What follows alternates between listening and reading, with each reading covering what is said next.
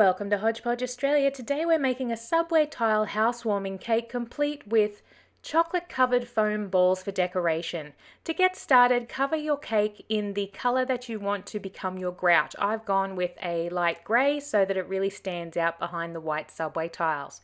Next, you're going to want to roll out some white fondant to quite a long length.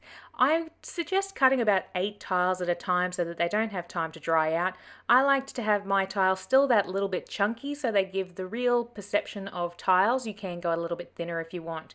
Now for my 6-inch cake, and I wanted 5 tiles high, I went 2.8 centimeters high and 6 centimeters long on each tile, and that worked out to around 8 tiles per line of tiles. So you're going to get pretty good at measuring these things out. You can see there I'm just using my knife to mark it down. You can use a little marker if you'd want, or you can, if you have one of those little fondant strip cutters and you're very confident in using it, which I am not, you could probably speed this process up. But I did it old school with a ruler and straight lines. Next, it's pretty simple. You start at the bottom and you work your way up, so grabbing a tile at a time, you're going to place that down. Now, as you know, with tiles on a backsplash, there is that gap between the tiles, so they're not going to sit right next to each other. We're going to pop it down on the bottom, and then as we place the next one, we are going to leave that little bit of a gap. Now, obviously, this fondant is going to misshape as you pick it up and put it on because you need it to still be soft.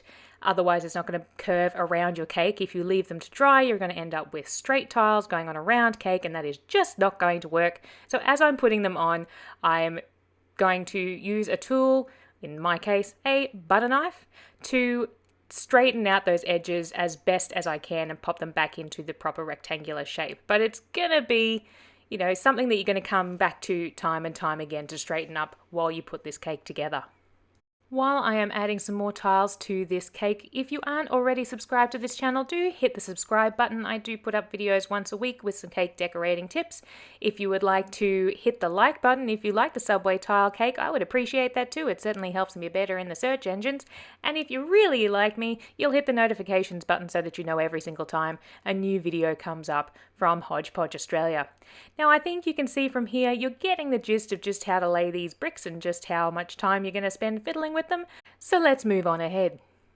When you get to those last few tiles, you are going to absolutely love it because this is a bit of a labor of love on this cake. And you can see there I still have a couple of nips and tucks to make with that butter knife, and I will take my time going around and doing that.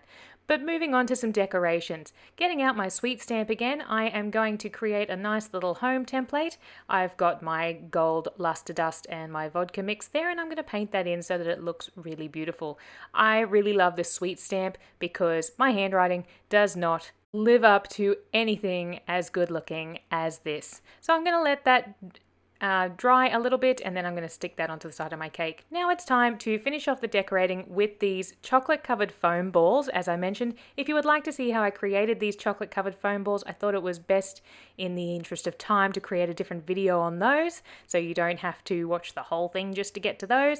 If you would like that, click the link coming up in the top right hand corner and you will be able to see how to create them. I like to put skewers and toothpicks into all of my foam balls. It makes them easier to put into the cake, and that way when I am trying to get into those fiddly little sections, I can use scissors to just grab onto the skewer or toothpick and help glide it into the cake. That way I'm not getting my big fingers in the way and touching the icing on the top. Now clearly, really should go without saying, but it has to be said, these are not edible. They are just for decoration, so make sure anybody that you are doing this cake for knows that they can't eat these, especially if you're putting them on a kid's cake. You can also just roll some fondant balls really small if you want to fill in those gaps with some smaller balls so you can't see any toothpicks. But at least with these, you don't have to wait a long time for them to dry.